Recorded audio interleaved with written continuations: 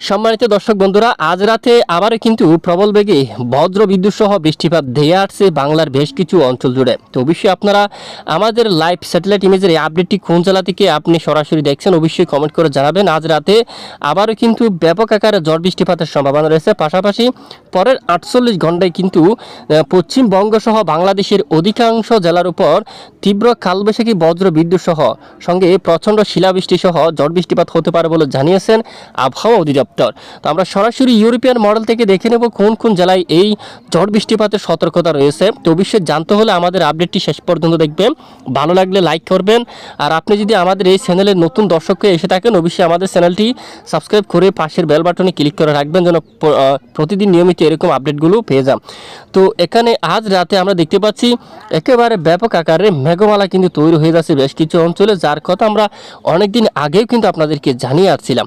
ইতিমধ্যে পশ্চিমবঙ্গের দিকে দেখুন, প্রথমে দুর্গাপুরের যে বাঁকুড়া যে পুরুলিয়া এই অঞ্চলগুলোর উপর ব্যাপক মেঘ তৈরি হচ্ছে। শুধু তাই না, সঙ্গে ঝড় বৃষ্টিপাতও কিন্তু তৈরি হয়ে গেছে এবং কাতুয়া, শিউরি, নলহাটি এবং এর আশেপাশে অঞ্চল জুড়ে বর্তমান প্রচণ্ড বজ্রবাহী মেঘ তৈরি হচ্ছে এবং বজ্রপাতও হচ্ছে, সঙ্গে মাঝারি থেকে ভারী বৃষ্টিপাতও কিন্তু দেখা যাচ্ছে। এবং রাতে এখানে বৃষ্টির মেঘগুলা ধীরে ধীরে পূর্ব দিকে অগ্রসর হয়ে বাংলাদেশের উপর প্রবেশ করে যেতে পারে।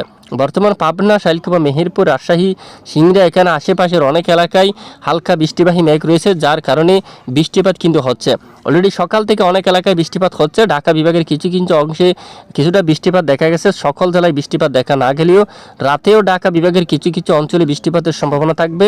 পাবনা সহ এখানে খুলনা বিভাগের উত্তরাংশে বৃষ্টিপাতের সম্ভাবনা থাকবে। বর্তমান নাগারপুর, টাঙ্গাইল, এই যে কালীহাটি, বাঁশটাইল আকাশ মেঘলা রয়েছে। বালুকা, ত্রিশাল, ময়মনসিংহ এবং জলকাত্র, সরিষাবাড়ি, জামালপুর, ফুলপুর, নলিতাবাড়ি, নেত্রকোনা সহ কেন্দুয়া, ইটনা, বানিয়াচং, হবিগঞ্জ এবং মৌলভীবাজার, বালাগঞ্জ এবং অধিকাংশ এলাকায় মেঘলা আকাশ। অলরেডি সিলেট বিভাগের দুয়াক এলাকায় বজ্রবাহী মেঘ তৈরি হচ্ছে এবং বৃষ্টিপাতের সম্ভাবনা কিন্তু রয়েছে।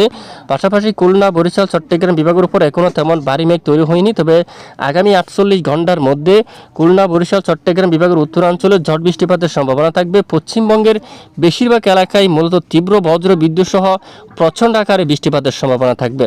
আসুন আমরা একটু এক নজরে দেখিনি। বিশেষ করে আগামীকালও বাংলাদেশের অধিকাংশ এলাকায় আকাশ মেঘলা থাকবে, তবে দক্ষিণাঞ্চলের আকাশ আংশিক পরিষ্কার থাকতে পারে। এখানে খুলনা, বরিশাল এবং রাজধানী ঢাকা বিভাগের অনেক এলাকায় আকাশ একেবারে প্রচণ্ড মেঘাচ্ছন্ন হয়ে যাওয়ার সম্ভাবনা। বরিশাল, খুলনা, পশ্চিমবঙ্গ সহ এখানে কলকাতা এখানে আশেপাশে এলাকায় হালকা বিক্ষিপ্ত বজ্র বিদ্যুৎ সহ বৃষ্টিপাতের সম্ভাবনা থাকবে। এবং পাশাপাশি আগামী 22 তারিখ এই যে রাত থেকে শুরু করে 23 তারিখের মধ্যে পশ্চিমবঙ্গ সহ বাংলাদেশের অধিকাংশ এলাকায় তীব্র কালবৈশাখী বজ্র বিদ্যুৎ সহ প্রচণ্ড শিলাবৃষ্টির সম্ভাবনা রয়েছে।